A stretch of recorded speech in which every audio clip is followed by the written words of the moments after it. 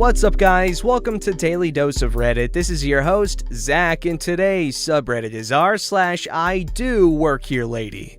Alright, this story's called Arrested Because I Do Work Here. Some parts of this posting are going to be difficult to explain for reasons that will become apparent as you read through it, and a lot of details have been left out for obvious reasons. Well over 20 years ago now, I was working for a UK government department as part of a team that dealt with what would today be loosely called cybercrime and national security. I was not a civil servant, but I was employed jointly by the Ministry of Defense and the Home Office. It was a civilian organization, but we were all given military rank by the MOD, corresponding to the Army rank system, MOD being Ministry of Defense, by the way, and depending on how far our responsibility ran. My main job was finding things that the bad guys had tried to hide on computers and other electronic devices. Remember, this was well over 20 years ago, and things were a lot simpler in those days. Think Windows 3.1 and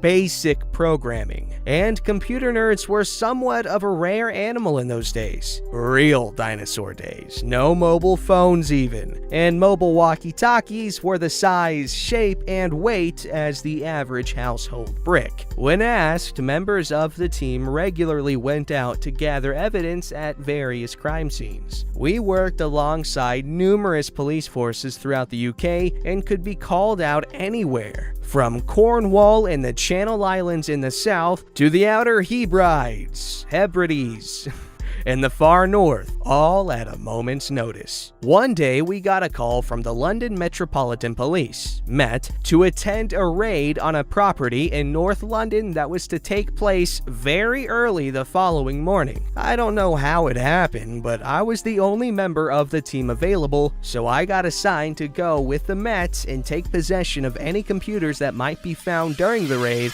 and hold on to them for continuity reasons in case things found on said computers were ever used in court. For security reasons, I was confined to the office overnight until I was taken to the address the following morning. I was never very good at sleeping in or on an office chair, so it was not exactly a restful or comfortable night. On arrival at the address of the raid, I am the only one there not in uniform, but I do don a white coverall garment and plastic gloves and overshoes. I enter the building and am escorted to a room with a number of computers, along with 1 or 2 Commodore and 4 or more Spectrum ZX computers. This will give you an idea of the time period if you know computer history. If not, just Google the names. And actually, I know about Commodore computers, and so I'm thinking like early 80s. So fact check me if I'm wrong. Actually, no, do it regardless and tell me if I'm wrong.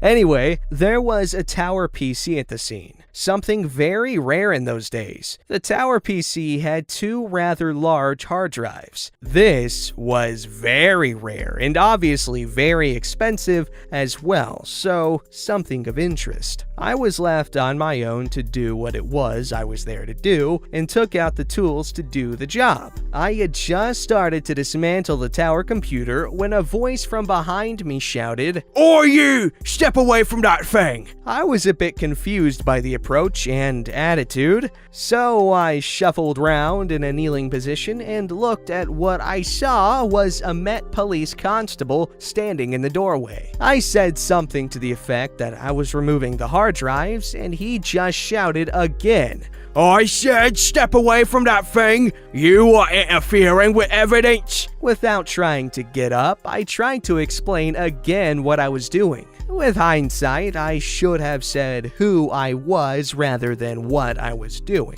Next thing I know, I am lying face down and the constable was handcuffing me and yelling for support. Didn't use the term backup in those days. Hadn't seen all those US cop shows on the TV yet. So there I was, face down, wearing the same white coverall suit with the same plastic gloves and overshoes that the constable had on, but I was the one wearing handcuffs and apparently under arrest. Eventually, it seemed like a long time, I'd never been handcuffed before, so that would have made it appear longer in my mind. But eventually, a police superintendent, or super, appeared on the scene, saw who I was, and turned to face the arresting constable. He looked him up and down slowly. I shall never forget the conversation that followed. "And you are?" "PCZ123. Changed for obvious reasons. "And what is all the row about?" "I've arrested a civilian who is impersonating a police officer and tampering with evidence, sir." "And he is? What is his name? What is he doing?" "Don't know, sir. Saw him tampering with that thing." Points to the tower computer. "I told him to stop and step away, but he refused, so I arrested him, handcuffed him to save evidence." "And who is he?" "Don't know, sir. Just a civilian." "Well, let me tell you then. That civilian is the representative of government department, and his job is to secure evidence that his department is going to examine for the Met. Furthermore, his rank outranks me. He is the equivalent of a chief superintendent. I am just a superintendent. What rank are you, constable?" I was released by a very embarrassed constable and helped to my feet. The constable was then told to guard the door and to just stay there, not to move, and not let anyone interfere with what I was doing. I finished the job, got all the evidence bagged and tagged, as you would say today. We never used that phrase back then, and left. I thanked the constable very politely as I left with all the evidence and was driven back to my office, where I logged everything and placed it in a secure holding room until I could get at least 8 hours sleep so that I would be fresh for work when I started on the hard drives and tapes I had retrieved. Yes, computers used cassette tapes for data and program storage way back then. To conclude, I found what the Met were looking for in and on the computers, the tapes and discs, plus loads of other stuff the Met did not know of before the raid. The Met charged him and a couple of others with numerous offenses under the Defense of the Realm Act. Note: our department never charged anyone with any offense. The Met had a branch dedicated to this and always took over the case when it went to court, regardless of where the offenses took place. Whenever possible, our department was never even mentioned during any trial. In fact, my boss's boss was the first throughout the department's history to reveal that the department actually existed. She was the first director to reveal her name to the press. Nowadays, the department even has a telephone openly available in telephone directories, but that is by the way. Anyway, the outcome was that the bad guys all got to go to trial and each got a long sentence for what was basically endangering the state, plus some extra smuggling and trafficking offenses that got taken into consideration. As a bonus, the day following the raid, I got a full 12+ hours sleep in a comfortable bed and was woken the following morning by the girlfriend, who was later to be my wife, with a kiss and the best cup of cappuccino coffee I had ever tasted. That is the story of how I got arrested for doing my job as instructed and got thrown to the ground and handcuffed despite saying to the constable at the time, "But public officer, I do work here." Okay, first of all, very freaking good story. Thank you so much for sharing. What's their name? I need to scroll up. His name is user Another Gary. Well, that is another Gary that I do not hate because they are good storytellers. And by another, it's the one Gary I don't hate because they're very good storytellers. Other Garys I don't hate for other reasons, but this is a very good storyteller that also happens to be a Gary. Another Gary. This story's called A Woman Can't Do the Job? Wanna bet? I was the head of the maintenance department for a hotel complex. Rooms, multiple buildings, restaurant, meeting rooms, and conference center, offices, lobby, and front desk. My crew had to handle everything from minor furniture repair to HVAC, plumbing, drywall repair. If it broke, We fixed it or repaired it. The busier the complex got, the more work there was for us. A guy stopped coming in, so I finally called his home and was informed by his wife that he was in jail. He'd gone into the city on Friday night, gotten drunk and into a fight, and she had had enough and left his ass sitting in jail. I felt bad for the guy, but I have to get the work done, and I got the impression from his wife that this was not the first time he'd done this. I go to the office and ask for the applications for maintenance and was handed a stack of applications. The ones that looked like the person built skyscrapers single-handed, I knew were a waste of my time. I selected 4 that looked promising. The first one called was no longer interested, they'd gotten a full-time position. The second, third, and fourth were set up with interviews. The first applicant that came in was a 20-year-old kid who showed up in a torn t-shirt, oversized ripped jeans, reeking of weed with his girlfriend in tow. I mean, who brings their girlfriend into the interview? The next applicant was a young African-American woman who had graduated from a trade school with impressive education and practical skills who wanted the chance to gain experience. The last applicant never showed. I hired the young woman without hesitation. She showed up on time, dressed to work with her tool pouch, and I handed out assignments and went over procedures with her, and we did her paperwork. I walked around with her for her first repairs. Our hotel would give us a list of rooms that had checked out and guests or housekeeping had listed an issue. It might be light out, a faucet dripping, or a noisy AC. The conference center had to replace bulbs in the overhead projector because users would leave it on when they went to lunch and the bulbs would overheat. Before entering a room that was supposed to be checked out, we had a policy that we would knock on the door. If no answer, unlock the door, open it, crack, and announce "Maintenance" in case the guest had run back into the bathroom or fallen asleep. Then open the door fully and switch on all lights and get started on our work orders. The young lady was good. She learned the procedure after being showed once,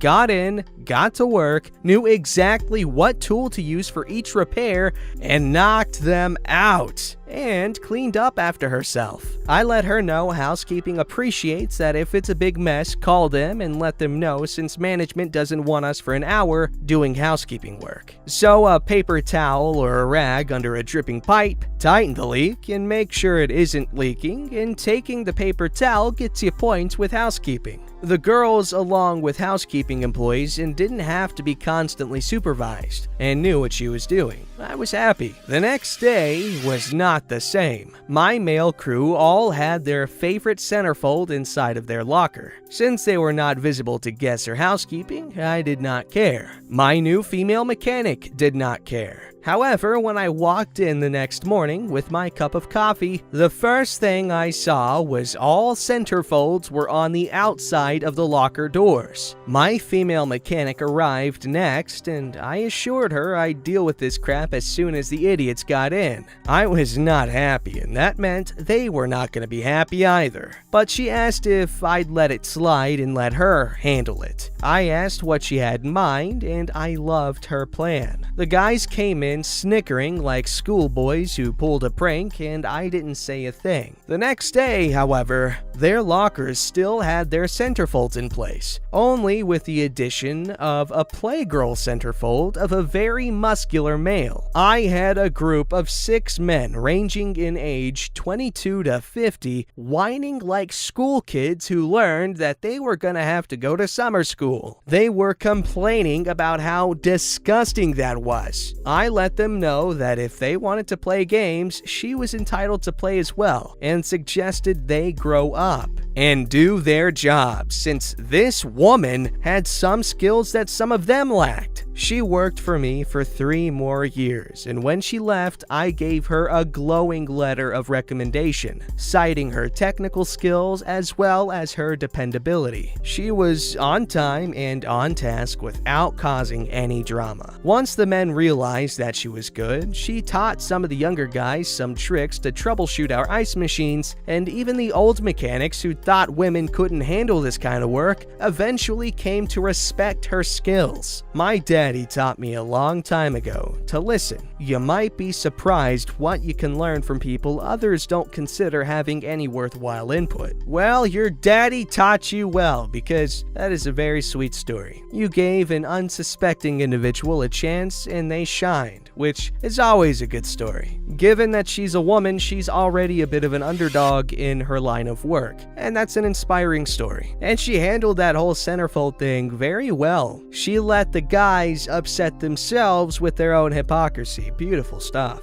Alright, this story's called You Can't Do Anything, You're Just a Passenger Like Me. I've posted in IDoWorkHereLady before about how some girls thought I was following them from the station. Sadly, I've had another encounter. It was my day off and I went to my local station to travel to see a friend, fully masked obviously. I was waiting by the rear end of where the train would arrive. As it had covered seating out of the way, I heard a group of people yelling and screaming, and I tried to ignore it. They continued to get louder, but one girl in particular was obviously the ringleader. After a few minutes, the train arrived and we all got on. I was in the very last seat at the back of the train. The ringleader started getting aggressive to a fellow passenger for no reason, and my ears pricked up. I stood up and told her to calm down, that she's being an idiot, and to just let others be. That was obviously the wrong thing to do. She came close to me and started yelling at me.